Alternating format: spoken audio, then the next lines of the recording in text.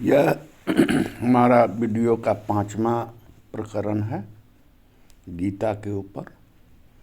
और आप सब जानते हैं कि गीता में व्यवहारिक जीवन की समस्याओं की विवरण जो है अर्जुन कृष्ण के सामने करते हैं। वो अपनी समस्या बताते हैं और भगवान श्री कृष्ण जो है उन समस्याओं के समाधान के लिए अर्जुन को रास्ता बताते हैं। और इस माध्यम से हम लाभान्वित होते हैं। हमारे दैनिक जीवन की जो व्यवहारिक समस्याएं हैं उसका निदान हम गीता में पाते हैं। तो आज हम 5वां प्रकरण आपके सामने प्रस्तुत करते हैं। आप सब अवगत हैं कि श्रीमद् भागवत गीता का जो दूसरा अध्याय है वह पूरे 18 अध्याय का सार है। दूसरे अध्याय में 72 श्लोक हैं, 72 श्लोक। ये 72 श्लोक 700 श्लोकों का सार है, सारांश है, एक प्रकार से प्रस्तावना है पूरे श्रीमद् भागवत गीता का। किस किस विषय पर इन्हें पूरे 18 अध्याय में कहना है उसका सार रूप, संक्षिप्त रूप जो है वो दूसरे अध्याय में। तो इसमें हम लोगों ने देखा कि 1 से लेकर 10 तक जो है वो विषाद योग का ही हिस्सा है। उसमें अर्जुन का विषाद योग है, वो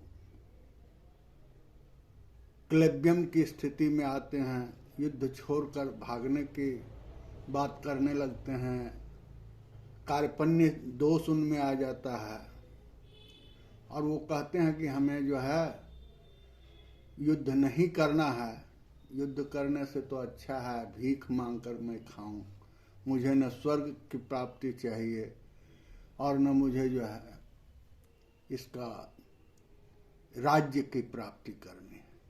मैं अपने बंधु बांधवों का हत्या करके जो पाप क्यों लूं। तो उन्होंने जो है कार्पण्य की स्थिति में आ गए और श्री कृष्ण के सामने अपने आप को समर्पित करते हैं और कहते हैं कि मुझे मार्गदर्शन दीजिए, मैं किंग कर्तव्य विमूढ़ हूं, मैं कुछ करने की स्थिति में नहीं। तो भगवान श्री कृष्ण जो है दूसरे अध्याय के 11वें श्लोक से लेकर 30वें श्लोक तक आत्मा की अमरता के बारे में बताते हैं और समझाने की कोशिश करते हैं कि धर्म युद्ध के लिए यदि तुम युद्ध करते हो तो तुम्हारा स्वधर्म जो है वो छात्र का है और युद्ध करना तुम्हारा जो है कर्म है, कर्तव्य है, दायित्व है। तो युद्ध यदि करते हो तो इससे यदि हताहत भी होता है, मृत्यु भी होती है, तो कोई पाप नहीं लगने वाला है और तुम्हारे मारने से नहीं मरता, आत्मा का नाश नहीं होता। तो आत्मा की अमरता की बात इन 20 श्लोकों में भगवान संक्षिप्त रूप से व्याख्या करते हैं। उसके बाद फिर जो है 31 से 38 श्लोकों में अध्याय 2 के वो उन्हें स्वधर्म की बात बताते हैं कि ये तुम्हारा स्वधर्म क्या है ये समझो और स्वधर्म के बारे में ज्ञान देते हैं। और फिर 39 से लेके 53 तक 53 तक जो अभी करंट हम जिस पर बात करने जा रहे हैं, इसमें जो है भगवान कर्मयोग के बारे में, बुद्धि योग के बारे में, समत्वम योग के बारे में संक्षिप्त रूप से प्रस्तावना की तरह जो है प्रस्तुत करते हैं इन सारे श्लोकों में, और उन्हें बताते हैं कि कर्मयोग यदि तुम करते हो, निष्काम कर्म यदि करते हो, तो तुम जो है कर्म का जो बंधन है उससे मुक्त हो जाओगे। स्वर्ग प्राप्ति तक ही लक्ष्य जो है साकाम कर्म का होता है, और इसमें जो है स्वर्ग प्राप्ति से ऊपर की स्थिति, मुक्त होने का, कर्म बंधन जो है उससे तुम मुक्त हो जाओगे और तुम जो है मोक्ष प्राप्त कर सकते हो कर्मयोग का यदि साधन अख्तियार करो तो यहाँ कर्म करने की बात बुद्धि योग, ज्ञान योग के अनुकूल भगवान श्री कृष्ण समझाते हैं और कहते हैं कि कर्मयोगी बनो और कर्मयोगी की तरह युद्ध करो। तो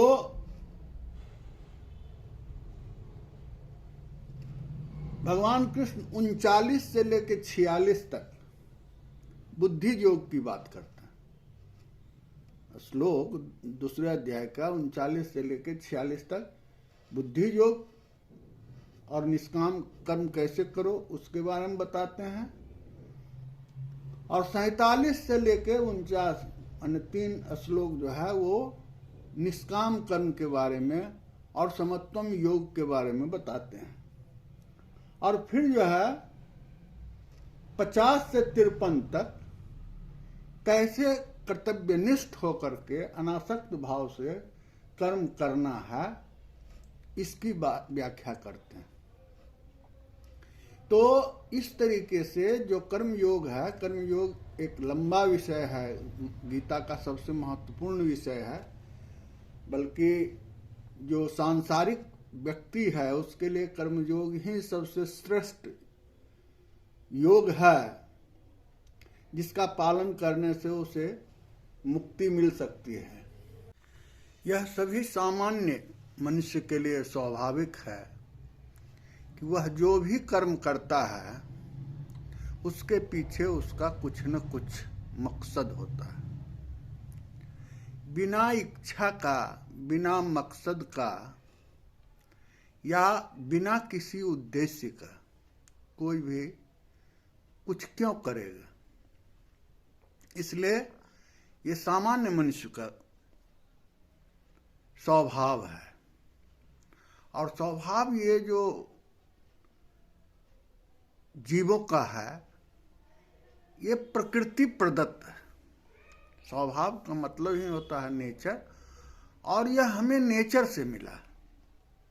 क्योंकि जो शरीर बना है ये त्रिगुणात्मक प्रकृति से बना है। प्रकृति में 3 गुण हैं, सत्व है, रज है, तम है, और इस तीनों गुणों का मिश्रण जो है हमारे भौतिक शरीर में है, स्थूल शरीर में है, साथ साथ सूक्ष्म शरीर में है। हमारे सारी इंद्रियां जो है इन तीनों गुणों से प्रभावित है। जो कुछ भी हम कर्म करते हैं उसमें इन तीनों गुणों का प्रभाव रहता है, और इस प्रभाव के कारण जो है मनुष्य अपने अपने कार्य को करता है, अपने अपने कर्तव्यों का निर्वहन करता है। जो सत्गुणी व्यक्ति होगा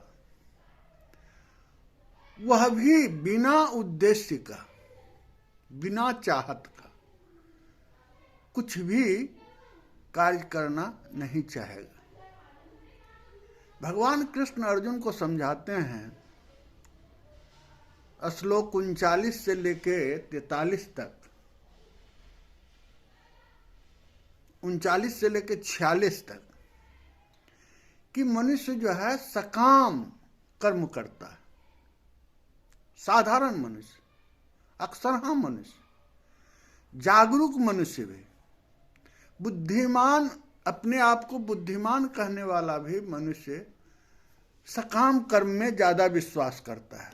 वह चाहता है कि हम जो कुछ भी करें किसी उद्देश्य से करें, किसी पर्पस से करें, किसी मकसद से करें, और जो थोड़ा ज्यादा पंडित स्वभाव का है, जो अपने आप को थोड़ा बुद्धिमान समझता है, अपने आप को ज्यादा सत्गुणी समझता है, उसकी भी अधिक से अधिक पहुंच स्वर्ग की प्राप्ति तक होती है।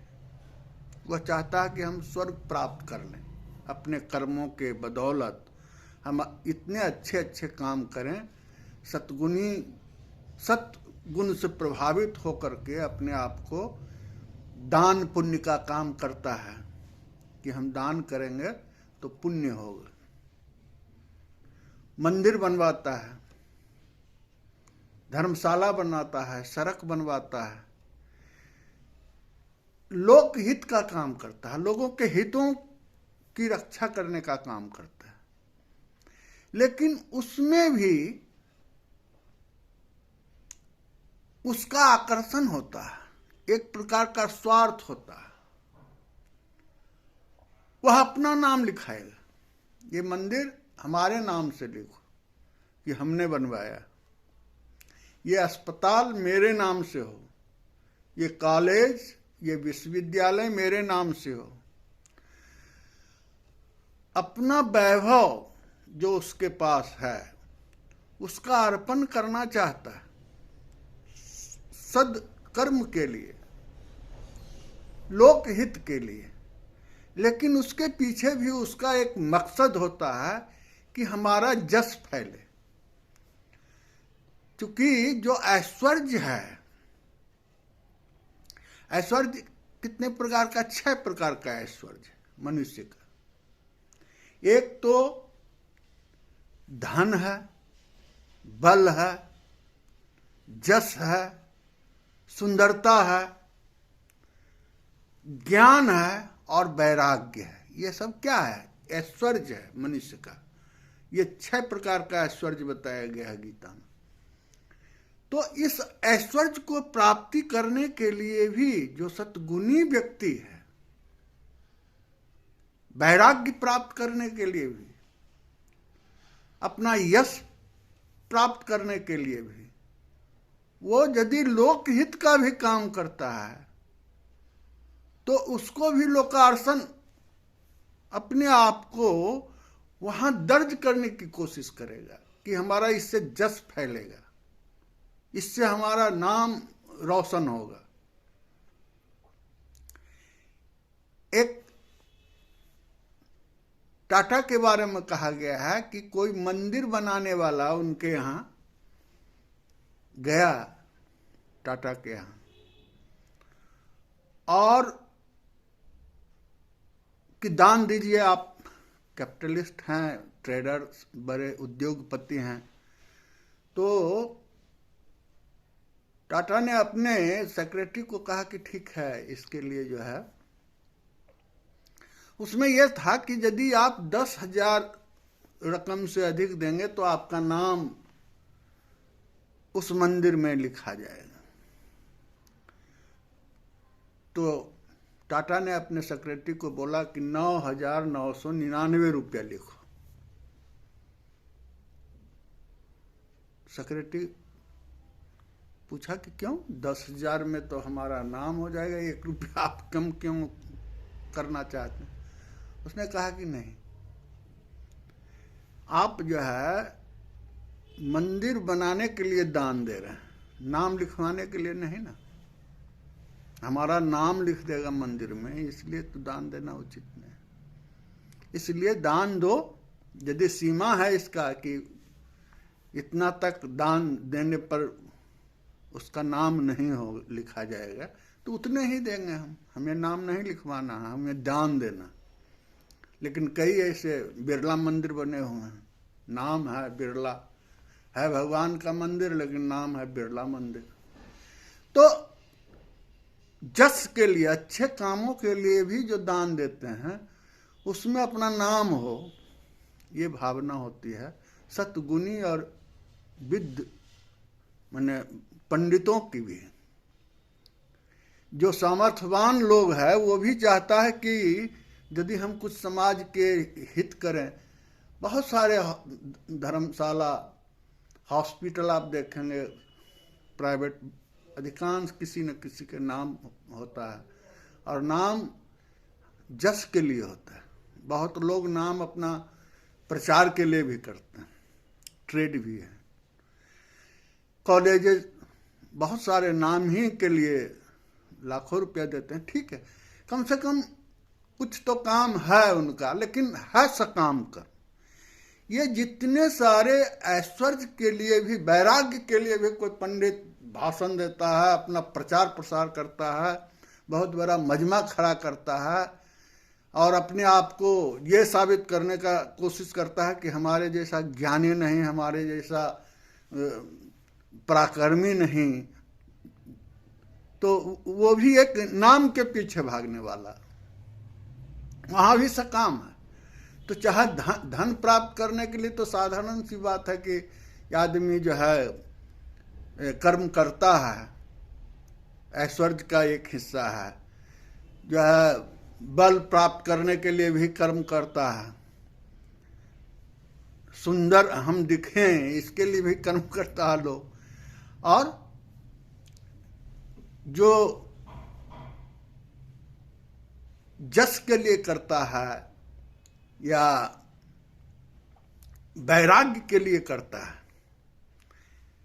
है सत्कर्म, इसमें कोई ये नहीं है, लेकिन उसकी पहुंच स्वर्ग तक है कि हम यदि बहुत लोगों का भला करेंगे तो बहुत सारा पुण्य प्राप्त होगा, और बहुत बड़ा पुण्य प्राप्त होगा तो हमारा एक मेरिट होगा स्वर्ग तक जाने का। तो भगवान श्री कृष्ण कहते हैं कि बुद्धिजीवी अपने आप को मानने वाला भी लोग सकाम कर्म को ही करने में ज़्यादा विश्वास रखता है, और वो सोचता है कि हम यदि ये अच्छा काम करेंगे तो हमें स्वर्ग की प्राप्ति होगी। तो जहाँ कुछ लोग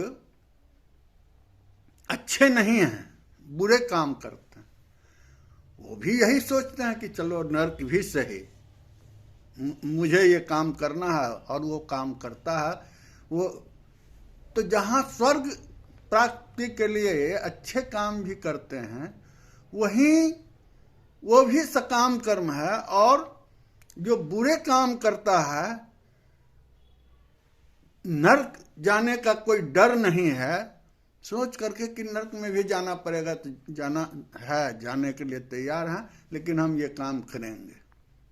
तो दोनों का सकाम कर्म है, दोनों को फल मिलेगा, एक स्वर्ग जाएगा एक नरक जाएगा, लेकिन दोनों कर्म बंधन में फंस जाएगा, दोनों को फिर पर जन्म हो गया, फिर वो इस पृथ्वी पर आएगा, इस लोक में आएगा। परलोक में, स्वर्ग में भी अनलिमिटेड टाइम के लिए स्वर्ग नहीं होगा। स्वर्ग में भी यदि कोई जाता है, बहुत लोग तो मानते नहीं हैं, हम भी बहुत ज़्यादा इसको मानने को तैयार नहीं है कि स्वर्ग नरक की भी बात होगी, लेकिन यदि स्वर्ग की भी बात होगी तो स्वर्ग अस्थायी होगा, क्योंकि वो हमारे कर्म बंधन का, संस्कार बनने का क्रम में स्वर्ग चला गया, अच्छे काम किया स्वर्ग गया, लेकिन स्वर्ग से भी वापस आना पड़ेगा फिर इसी पृथ्वी लोक में, क्योंकि जो उसने कर्म किया है, कर्म फल का बंधन जो है उसको घींच करके फिर लाएगा। तो सकाम कर्म करने वाला पुण्य का भी काम करता है, वो भी कर्म बंधन में फंसा ही रहता है। भगवान कृष्ण कहते हैं कि उसको भी कर्म बंधन में फंसना ही पड़ता है। तो बुद्धिमान लोग जो है, भगवान कृष्ण कहते हैं कि जो बुद्धिमान लोग है वो इस सकाम कर्म के रहस्य को, गूढ़ विषय को समझ सकता है, वो समझ जाएगा। और यदि अपनी समझ का इस्तेमाल वो करे तो वो इस कर्म फल बंधन का जो चक्कर है, जो मृत्यु और जन्म का कारण है, जिसके कारण उसको बार बार इस पृथ्वी पर आना पड़ता है और 84 लाख जोनी में से गुजर कर करके उसका अपना कर्तव्य करना होता है, तो वो भी जो है चक्कर उसका बना ही रहेगा, चक्कर खत्म नहीं होगा। बार बार उसको जन्म लेना पड़ेगा और बार बार जो है उसको मरना पड़ेगा। तो भगवान कहते हैं कि जो आदमी इस मर्म को समझ लिया, वो समझो कि बुद्धि योग का प्रयोग कर रहा है, वो बुद्धि योग को समझ गया है। उसे पता है कि सकाम कर्म बेशक अच्छा हो, यद्यपि कोई भी कर्म बिना इच्छा का, बिना उद्देश्य का, बिना पर्पस का तो हो ही नहीं सकता। जब तक उसके पीछे उसका एक उद्देश्य नहीं होगा, एक पर्पस नहीं होगा, निस्वार्थ जहां तक की बात कहते हैं यह हो सकता है। और जिसका निस्वार्थ बिल्कुल हो वो तो फिर अलग तरह का वो सकाम नहीं हो पाएगा। लेकिन जो उद्देश्यहीन तो कोई काम नहीं हो सकता है। कई लोग जो है निष्काम कर्म की बात करते हैं, निष्काम कर्म। निष्काम का मतलब कई लोग सोचता है कि कोई काम मत करो, निष्काम काम ही नहीं करो। कुछ लोग सोचता है कि बिना इच्छा का काम करो,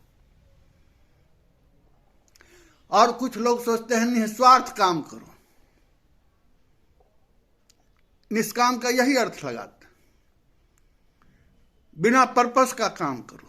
तो ऐसा कैसे हो सकता है? बिना उद्देश्य का, किसी का बिना कोई उस कर्म के पीछे यदि कोई उसका मकसद न हो तो फिर तो कोई कर्म सही आदमी का नहीं हो सकता। हो तो पागल कर सकता है, बिना पर्पस का कहीं जा रहा है, हाथ में लाठी है वो भांज रहा है, जा रहा है बिना पर्पस का, किसी को टोक दिया, किसी को इंसल्ट कर दिया, या किसी से अच्छा से भी बात कर रहा है बिना पर्पस, तो वो आदमी तो सही आदमी नहीं हो सकता। कहाँ उसका उद्देश्य, उसका उद्देश्य नहीं है तो कर्म भी तो कोई मतलब का नहीं होता। तो भगवान कहते हैं कि मनुष्य को जो है यदि इस पाप पुण्य और स्वर्ग नरक और जीवन मरण इन सबों से मुक्ति पाना है तो अनासक्त काम करो, ऐसे कर्म करो जिसमें आसक्ति नहीं हो, जिसके फल में आसक्ति नहीं हो। करो तो उद्देश्य से, लेकिन उद्देश्य वो उसका कितना हासिल होगा ये समर्पित कर दो भगवान को,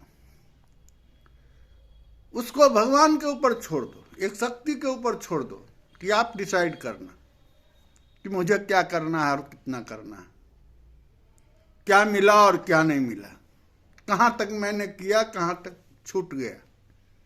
ये सभी बातों का निर्णय जो है ईश्वर के ऊपर सौंप दो, समर्पित कर दो अपने कर्म के फल को। कर्म करो एक उद्देश्य, यदि कर्म नहीं, कोई यदि ग्रेजुएशन करना चाहता है, उसका उद्देश्य नहीं हो इस विषय में हमको पास करना है, अच्छा नंबर लाना है, तो बिना उद्देश्य का यदि काम करेगा, पढ़ेगा, तो वो तो कभी पास भी नहीं होगा, न कुछ ज्ञान हासिल होगा उस विषय का। तो उद्देश्य तो रखना पड़ेगा कि हमको ग्रेजुएशन करना है, इस विषय में पढ़ना है, या हमको नौकरी प्राप्त करनी है तो इस नौकरी को प्राप्त करने के लिए हमको इस तरह की तैयारी करनी होगी। तो उद्देश्य विहीन निष्काम नहीं होता है। अनासक्त आप कितना होगा, नौकरी होगी या नहीं होगी, वो ईश्वर के ऊपर छोड़ो। पास होंगे या फेल होंगे, ईश्वर के ऊपर छोड़ो। लेकिन मुझे कितना कर्म करना है ये तो हमारे ऊपर है, और वही अनासक्त हुआ। क्योंकि भगवान कहते हैं कि 47वें श्लोक में उन्होंने कहा है, कर्मण्येवाधिकारस्ते मां फलेषु कदाचन मां कर्म फल हेतुर्भु ते संगोत्सत कर्मणि। तुम्हें ईश्वर कर्म करने का अधिकार दिया, कर्म को चयन करने का अधिकार है, और कर्म का चयन जो है उस उद्देश्य के साथ होगा। बिना उद्देश्य का तो कोई कर्म हो ही नहीं सकता। तो एक पर्पसफुल, उद्देश्य पूर्ण कर्म को चुनने का अधिकार है। अब सवाल है कि कौन सा कर्म चुनने का अधिकार है।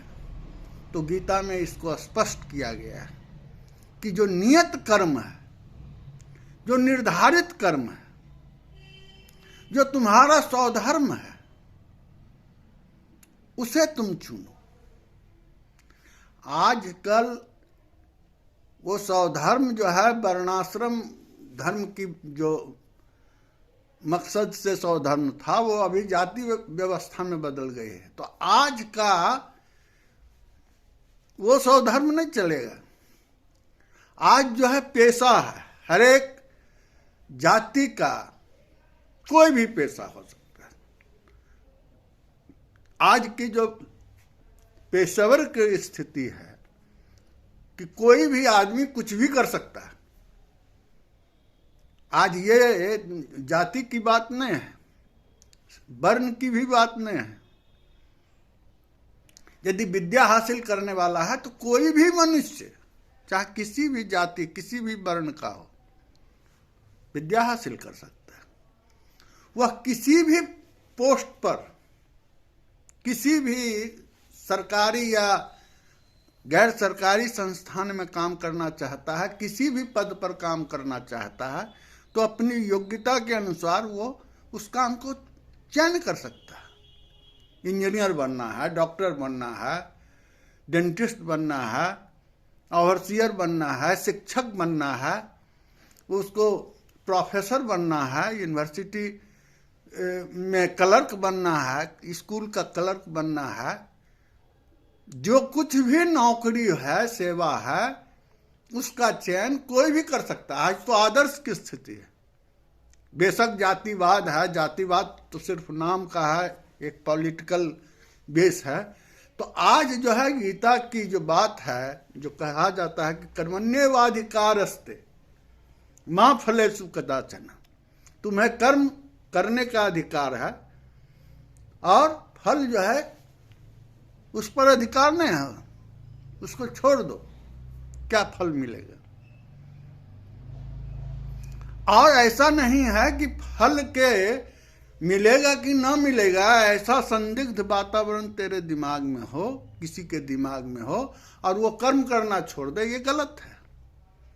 कर्म न छोड़ना, कर्म न छोड़ने की आसक्ति जो है समाप्त करनी होगी। कर्म तो करना ही पड़ेगा, फल ईश्वर देगा, ईश्वर को सौंप दो। और जो तुम करोगे उसका फल तो मिलना सुनिश्चित है, कोई नहीं रोक सकता। तो कर्म करने का अधिकार है पहला। दूसरा, फल जो है अर्पित कर दो ईश्वर को। और तीसरा जो है, कर्म आप करो, कर्म नहीं छोड़ो। इसलिए कि कर्म करोगे तो फल अवश्य कुछ न कुछ मिलेगा ही। और वो कितना मिलेगा, यदि आपको ईश्वर के ऊपर विश्वास है तो आप ये समझो कि तुम्हारा फल जो है, यदि तुम समर्पित करते हो ईश्वर को, तो तुमको जितना मिलना चाहिए उससे कुछ अधिक ही मिलेगा, कम नहीं मिलने वाला। क्योंकि फल से भगवान को कुछ नहीं चाहिए। वो ऐसे भगवान नहीं है कि उनको जो चढ़ाया उसमें से वो कुछ, आप प्रसाद भी चढ़ाते हो मंदिर में तो उसमें से भी एक माने दाना भी भगवान नहीं खाते, वो सारा प्रसाद वापस तुम ही खाते हो। और जो मटेरियल के रूप में नहीं है, कर्म का फल है, परीक्षा में पास करना है। यदि तुमने उस तरह तैयारी की है, उस तरह का स्तर तुमने बनाया है, तो निश्चित रूप से ईश्वर जो है उसमें कुछ न कुछ ऐड करके तुमको फल देंगे। ये सुनिश्चित कर लो कि हमारा फल सुरक्षित है और वो समय पर मिलेगा। हम अपने कर्म का व्यवस्था ढंग से करें। यदि हम कर्म करेंगे तो फल मिलना सुनिश्चित है, उसको कोई भी नहीं रोक सकता। ये डिटर्मिनेशन और ये विश्वास के साथ, क्योंकि विश्वास के बिना कोई आस्था नहीं और आस्था के बिना कोई पूजा नहीं।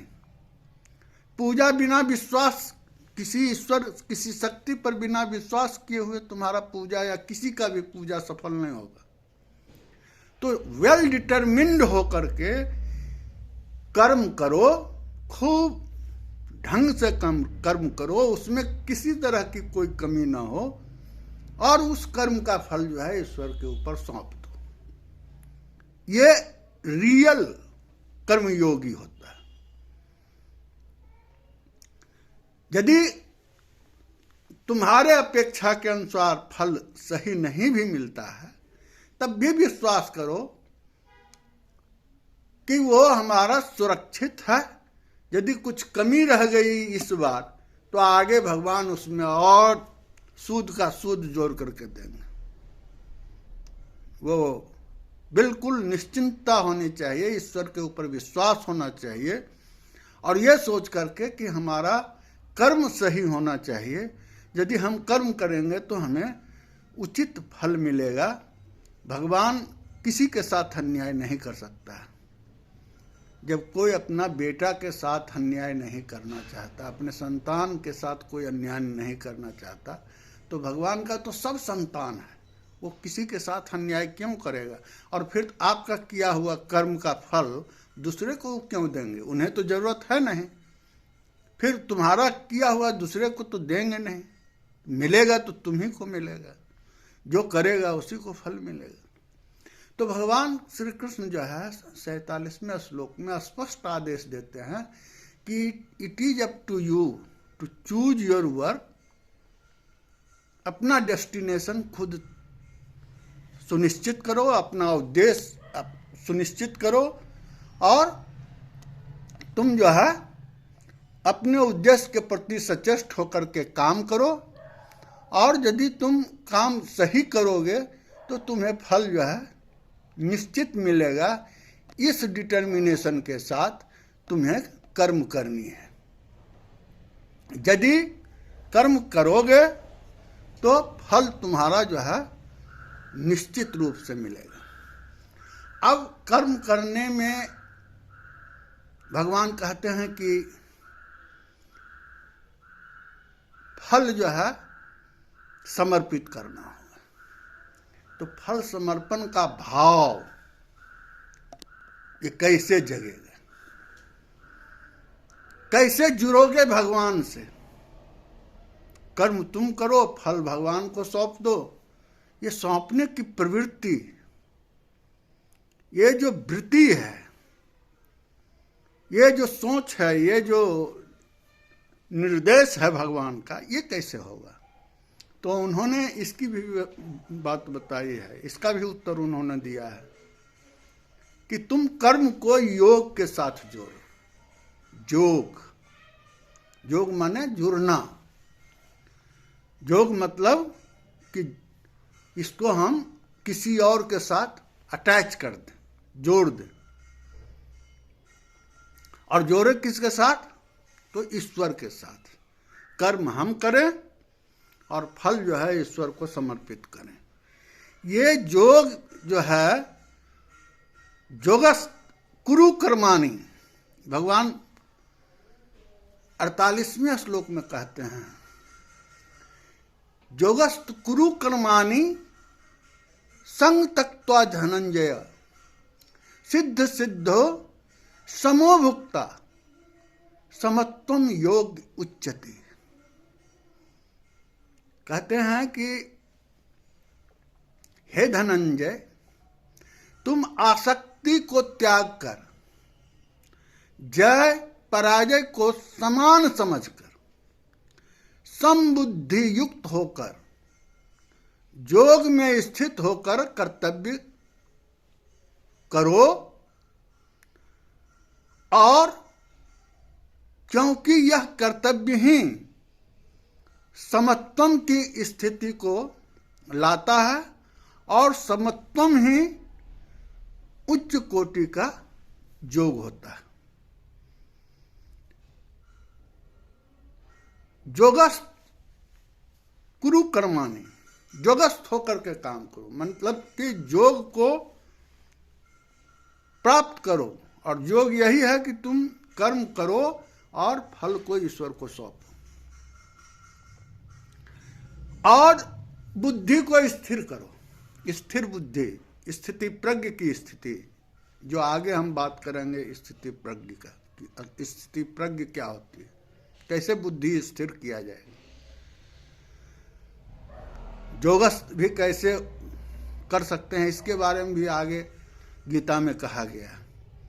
ये तो गीता का सार है, इसलिए संक्षिप्त में कहा गया है कि तुम योगस्थ हो। योगस्थ हो करके हे अर्जुन, तुम जो युद्ध न करने की बात करते हो, उनको वो समझाते हैं कि तुम जय होगा कि पराजय होगा, लाभ हो कि हानि हो, तुम इन बातों को छोड़ो और अपनी बुद्धि को स्थिर करो, क्योंकि वही बुद्धि स्थिर करना जो है समत्वम योग है, और समत्वम योग जो है सबसे ऊंचा दर्जा का है। तो इस स्थिति को समत्वम, समत्वम क्यों कहा गया? समत्वम का मतलब जो हमारे अंदर 3 गुण का प्रभाव है, सत्गुण, रजगुण और तमोगुण, इस तीनों गुणों का जो है खिंचाव होता है, एक दूसरे अपने अपने तरफ खींचता है। जो सत्गुणी है, सत्गुणी की मात्रा किसी में अधिक है, किसी में तमोगुणी की मात्रा अधिक है, किसी में रजोगुणी की मात्रा अधिक है। किसी काम में भी रजोगुण की ज्यादा आवश्यकता है, उससे कम जो है सतोगुणी होना चाहिए, और तमोगुण तो नहीं हो तो अच्छा है।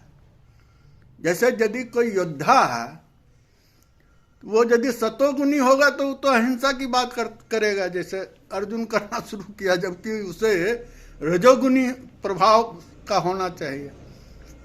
रजोगुण प्रभाव वाला जो है यशस्वी होता है, वीर होता है, साहसी होता है, वो छात्र धर्म का गुण है। तो हरेक व्यक्ति में तीनों गुण है, सिर्फ मात्रा का अंतर है। तो वो जो मात्रा है उसका समत्व भाव, किस काम के लिए कौन सा गुण ज्यादा मात्रा में चाहिए। अब युद्ध करना है तो रजोगुणी हो ना, वहां सतोगुणी से तो काम नहीं चलने वाला है। तो रजगुण की अधिकता होनी चाहिए। तो वही कहते हैं अर्जुन को, भगवान कृष्ण की तुम जो है समत्वम गुण को समझो, और जब तक इस समत्वम योग नहीं समझ में आएगा तब तक तुम जो है युद्ध से भागने की बात करेगा। एक योद्धा होकर के, एक क्षत्रिय होकर के, जिसने संकल्प लिया है कि हमें युद्ध लड़ना है, वो कैसे युद्ध छोड़ करके भाग सकता है। तो समत्वम गुण जो है वही योग है, और वही ऊंचे दर्जे का योग है। उसको तुम्हें बरकरार रखना पड़ेगा, और यह बरकरार होगा जब तुम्हारी बुद्धि स्थिर होगी, स्थिति प्रज्ञ होगी। आगे स्थिति प्रज्ञ के बारे में हम बताएं। गीता में बताया गया है। उसकी चर्चा जो है 73 से 52 54 श्लोक 54 से लेके 72 श्लोक तक स्थिति प्रज्ञ के ही बारे में बताया, कैसे बुद्धि स्थिर करके किसी कर्म को करो तब कर्मयोगी होगे। हम अगले वीडियो में शायद उसी को लाएं। तो समत्वम योग्य उच्चते की बात की गई है। इसके बाद भगवान कहते हैं कि तुम जो है 50वें श्लोक में कहा गया है, बुद्धि युक्तो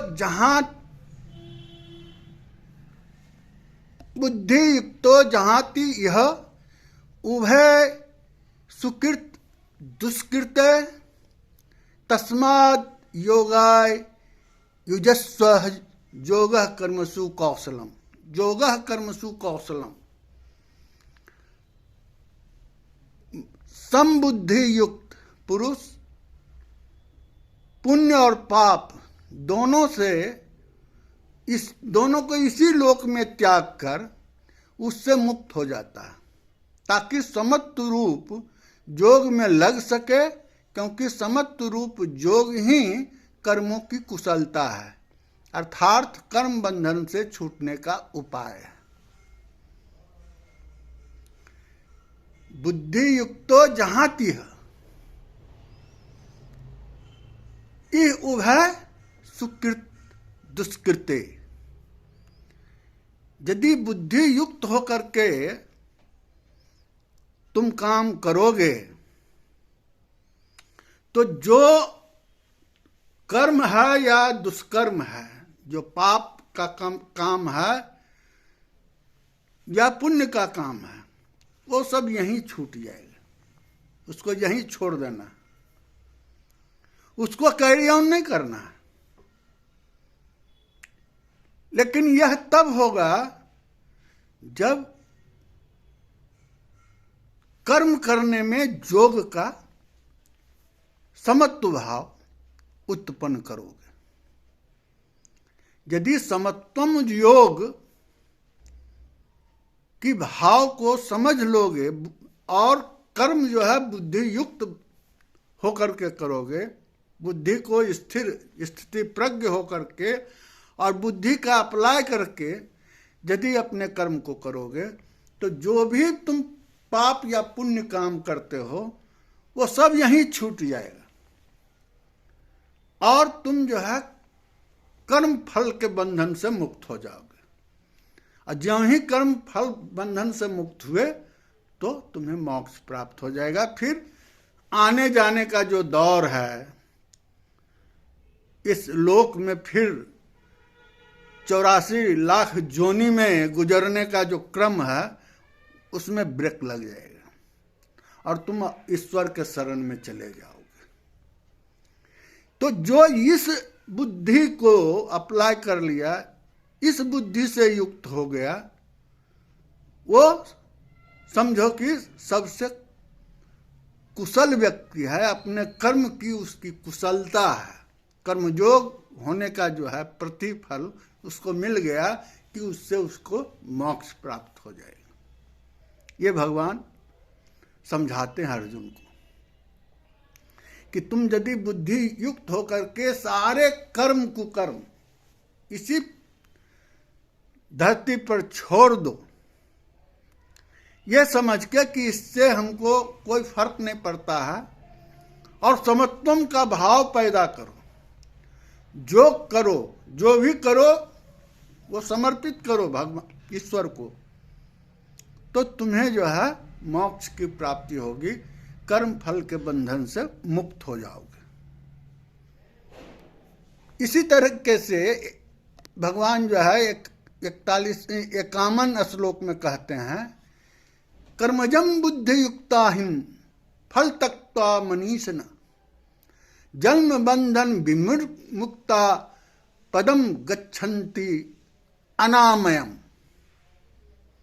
क्योंकि समबुद्धि से युक्त ज्ञानी जन कर्मों से उत्पन्न होने वाले फल को त्याग कर जन्म रूप बंधन से मुक्त हो निर्विकार परम पद को प्राप्त कर लेता है। यदि बुद्धि युक्त होकर के तुम काम करोगे तो सारे फल जो है, कर्म फल जो है, उसको यहीं त्यागना पड़ेगा, त्याग दोगे तो, और कर्म बंधन से विमुक्त हो जाओगे। क्योंकि जो समबुद्धि वाला है, जो समत्व बुद्धि वाला है, जो समत्व कर्म योग को समझता है, वह अपना कर्म जो है करेगा, अपना कर्तव्य करेगा, अपने स्वधर्म को करेगा, अपने जिस पेशा में है उसमें ईमानदारी से काम करेगा, लोगों की सेवा के हित में काम करेगा, और उससे जो प्राप्त होने वाला फल है वो ईश्वर को समर्पित कर देगा।